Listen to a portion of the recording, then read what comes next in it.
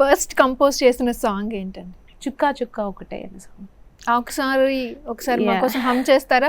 నాకు ఆ ట్యూన్ గుర్తు చేసుకునే కంటే కూడా నాకు ఫస్ట్ ఊహ తెలిసిన తర్వాత కంపోజ్ చేసిన సాంగ్ ఒకటి ఉంది, బట్ అది మాత్రం నేను లైఫ్లో మర్చిపోలేను. అది కూడా ఆ సాంగ్ అంటే నేను మ్యూజిక్ చేయకపోయినా కానీ కీరవాణి అన్నయ్య మ్యూజిక్ చేసిన మూవీ ఎస్పి పరశురామ్ ఫస్ట్ నా నోట్లోంచి వచ్చిన ట్యూన్ అది.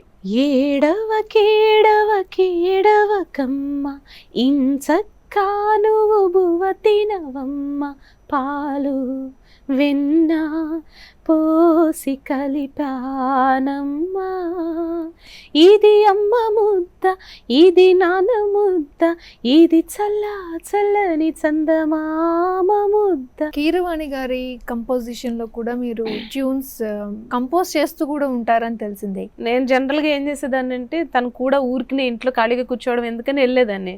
వెళ్ళడం పొద్దున్నే అక్కడ ఒక 6-7 ఇడ్లీలు తింటాం, నిద్రపోవడం. ఏంటి మీరే?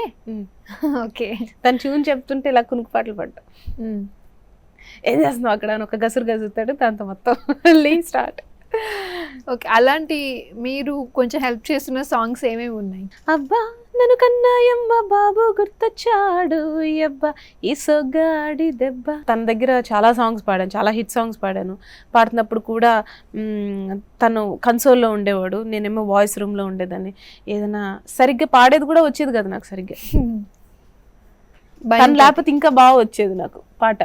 తను ఉంటే మాత్రం రెండోసారి తప్పడితే వాళ్ళు దగ్గర పెట్టుకుని పాడు టూ టీట్.